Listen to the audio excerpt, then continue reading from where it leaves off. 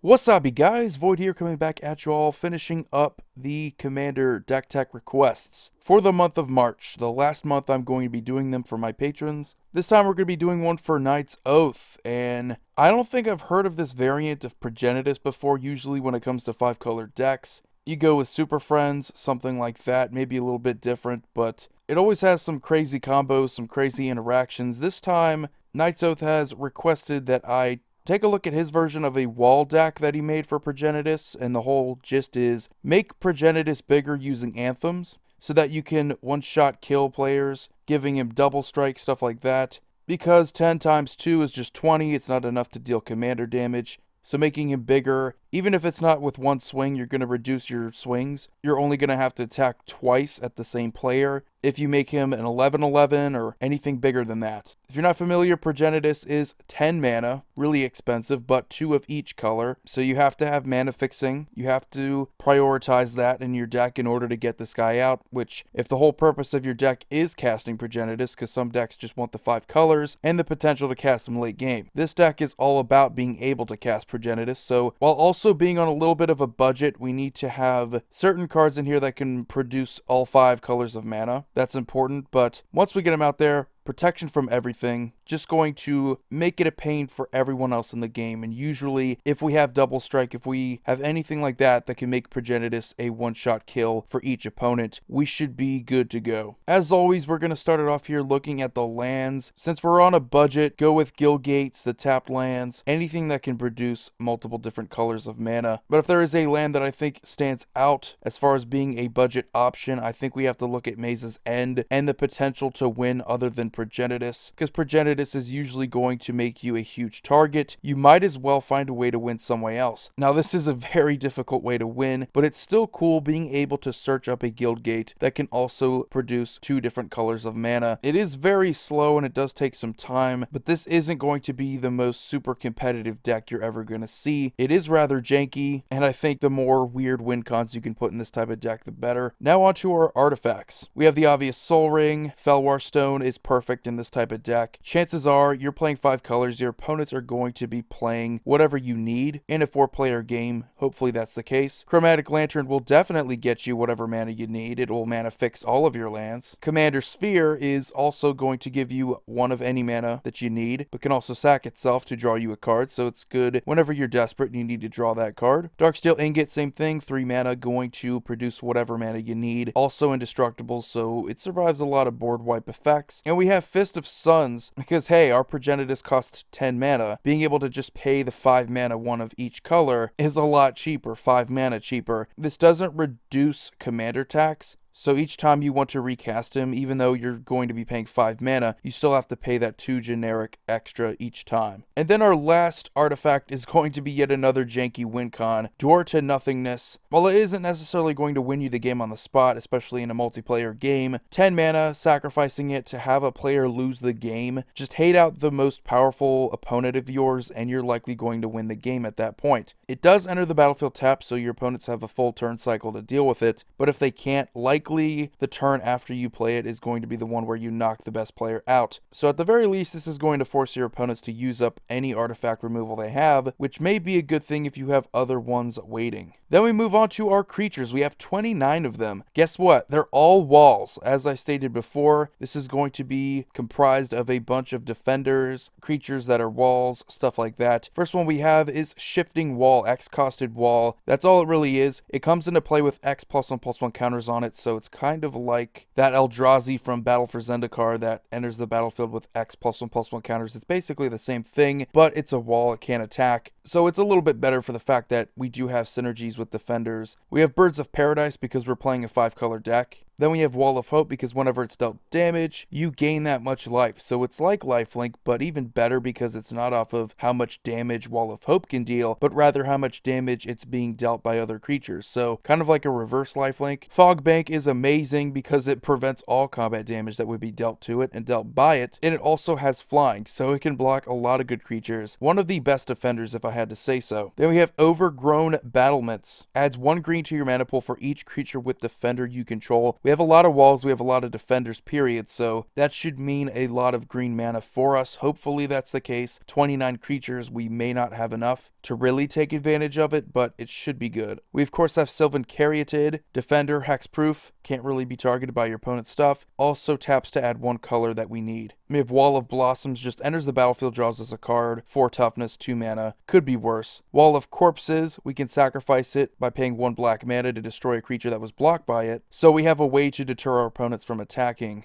Then we have Wall of Omens. When it enters the battlefield, we draw a card, basically the same thing as Wall of Blossoms, but in white. Wall of Roots is again going to give us some more mana. It is only green mana, but mana is still mana in a 5-color deck. If you can get it, you should get it. They have Wall of Souls. Whenever it's dealt combat damage, it deals an equal amount of damage to target opponent. Yet another good wall, going to deter your opponents from attacking, threatening damage back at them. Wall of Tears is a little bit different. Whenever it blocks any creatures, returns each of those creatures to its owner's hand at the end of combat. So basically sets them back a turn. If they want to swing with all those creatures, they're going to have to replay them the following turn, and then wait to give them haste, something like that. Also a great deterrence. Axebane Guardian. This one is a little bit better than Wall of Roots, than Overgrown Battlement, because it can also give you mana of any color. It adds X mana in any combination of colors, where X is the number of creatures with Defender you control. So this is going to make it easier for us to get out Progenitus, because it's going to get us any colored mana. Then we have a Burnished Heart, because we're playing 5 colors. Again, getting 2 different basic lands from your deck onto the battlefield tapped is amazing. Even if you have to spend a lot of mana on your setup, it's still worth it. Then we have Doran the Siege Tower. This is one of the cards that he wanted in the deck, and it does actually work pretty well. We have a lot of good defenders. While it may not be the best offensive card in this type of deck, we do have to make our wall creatures, our defenders, able to attack in order to really take advantage of Doran, but he works well defensively by making it to where all of our defenders, all of our walls, have insane toughness already. Being able to deal combat damage equal to their toughness is going to help your walls stay on board. It's going to help get rid of your opponent's creatures that want to swing at us, and I usually like putting 3-4 color cards in 5-color decks anyway. I just like the flavor. Then we have Wall of Bone. A good defender can regenerate itself. I mean, it's a perfect wall whenever you can just keep it on the board, block their best creature, hopefully it doesn't have trample, and just keep regenerating it over the course of the game. Then we have Wall of Denial, an amazing wall, 0/8 flyer for just 3 mana, has Shroud, very difficult to get rid of. Wall of Frost, yet again another deterrence, huge toughness, 7 toughness for 3 mana. Whenever it blocks a creature, that creature doesn't untap during its controller's next untap step, so it taps those creatures down. Very deadly. Then we have Wall of Shadows, going to reduce any amount of damage that's dealt to it to 0, and it can't be the target of spells or abilities that target only walls. So if there is by chance any sort of spell, you get what I'm saying. Then we have Living Wall. This one is also pretty good. It can regenerate itself, 6 toughness. That's the whole purpose of this deck, is to just stall out till we get to Progenitus mana. Solemn Simulacrum, gonna get us whatever basic land we need, so yet again, mana fixing, and it's just a good utility creature, colorless, usually fits into the majority of decks that I make. Tree of Perdition. This one is just hilarious. Being able to set an opponent's life total to 13, exchanging the life total with this guy's toughness, and then playing Doran the Siege Tower, maybe making it to where your defenders can attack. That's gonna be funny. And then we have a Vent Sentinel. This one is really cool because we can make it to where we have a ton of defenders out there, a bunch of walls, and then we can pay 2 mana to tap it, and then Vent Sentinel's gonna deal damage equal to the number of defenders we control to target player. So we can threaten a lot of damage, maybe not too much, but it's definitely something. We are playing Defender Tribal, Wall Tribal. We have Wall of Reverence, Defender flying, pretty good, 6 toughness. At the beginning of our end step, we gain life equal to the power of target creature we control. If it's Progenitus, we can gain at least 10. If it's just Wall of Reverence, then probably 1. There aren't too many walls that have any power. Wall of Vapor, kind of the same thing as Wall of Shadows. Reduces damage dealt to it to 0, but that's all it really does. So pretty good. Easy to get rid of aside from combat damage, so that's the main reason why these prevent creature damage to them, is because they're 4 mana for 0/1s, but still pretty good as far as defending creatures.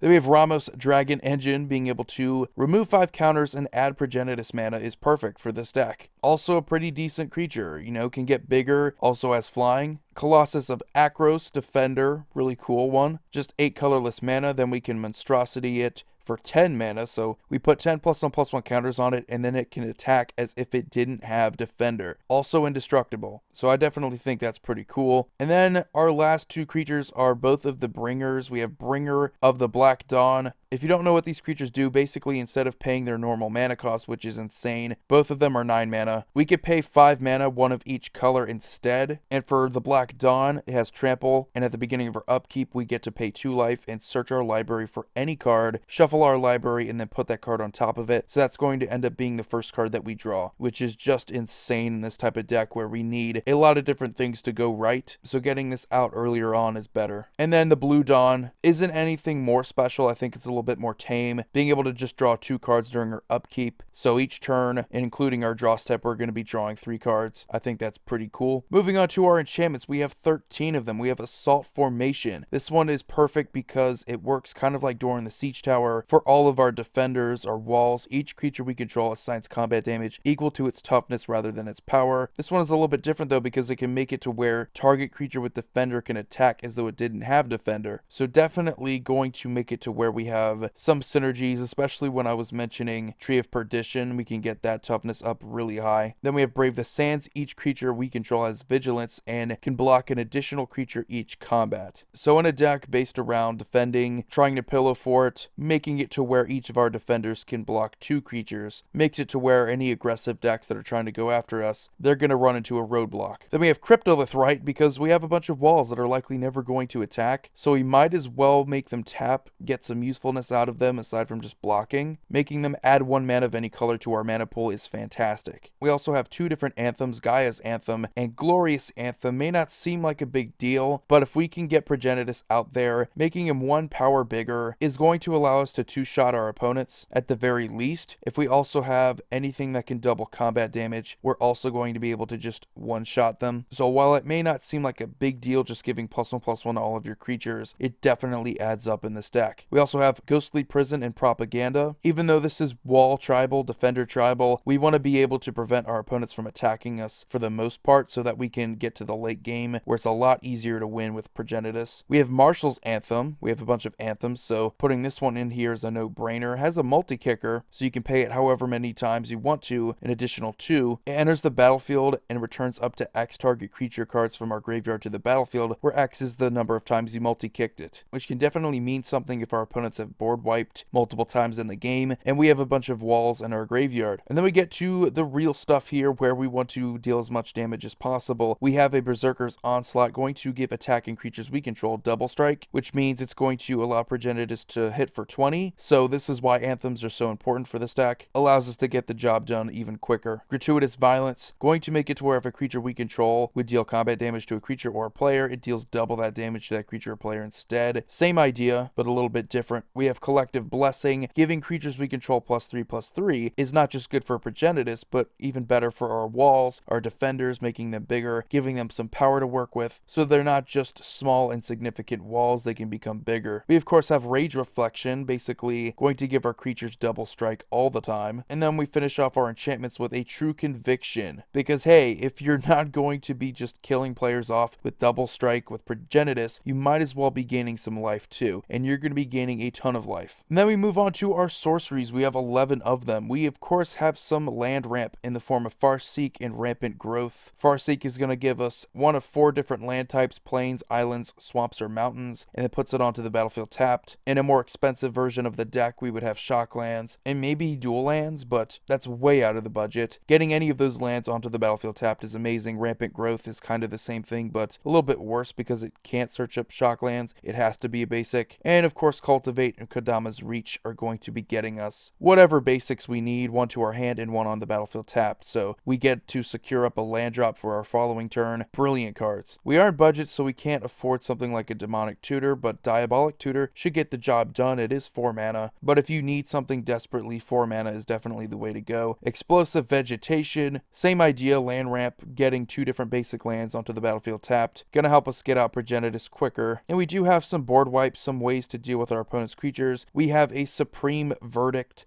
can't be countered, destroys all creatures. Fell the Mighty, going to destroy all creatures with power greater than target creature's power. I don't know if you've noticed, but we have a bunch of walls in here that are power 0. So a lot of our walls are going to survive. And this is just going to hit, hopefully, our opponent's creatures. Fumigate, destroys all creatures, gives us 1 life for each of those creatures destroyed. Gonna help us get into the late game if we can gain some life like this. We have Merciless Eviction to deal with all of 1 of 4 permanent types, so we can exile all of either artifacts, creatures, enchantments, or planeswalkers for 6 mana. Pretty good board wipe, really cheap, going to do hopefully what you need it to do. And then to finish off our sorceries, we do have an Approach of the Second Sun. Kind of yet again another janky win con, but it's going to gain us 7 life at the very least for 7 mana, which isn't super fantastic, but we're always going to have that threat. If we can't deal lethal with Progenitus, then we at least have a backup plan. Hopefully we can draw enough cards to get to it. This isn't the quickest deck, but we do have a way of winning without Progenitus yet again. And then to finish off the deck tech, we have 2 instants. This isn't an instant heavy deck, but we have some good removal, Swords to Plowshares and Sylvan Reclamation. We all know what Swords does, but Sylvan Reclamation is good for multiple reasons. It's 2 different colors. It doesn't have double mana, so instants are a little bit easier when you don't have to invest all of 1 color into something. So it's a little bit more flexible. Also is going to deal with 2 artifacts and or enchantments, but this one's even better because it has the basic land cycling. So if we're absolutely desperate, we can pay 2 generic and search up whatever basic we're needing. Really good card. So anyway, guys, that's going to do it for this deck tech. Hope you all enjoyed it. Thanks again, Night's Oath, for being a patron of mine. I really enjoyed doing your deck techs over the past 4 or 5 months you've been a patron of mine. Feel free to leave any suggestions in the comment section below, guys. This is a budget build, so keep that in mind. I noticed that the list that he gave me before wasn't filled with super expensive cards, so I took that into consideration and made the deck a little bit cheaper. But there are definitely ways that you can improve the deck by adding a lot of money, just like you could with any deck. But as always, you guys have a wonderful day. Void here signing off. See you all next video.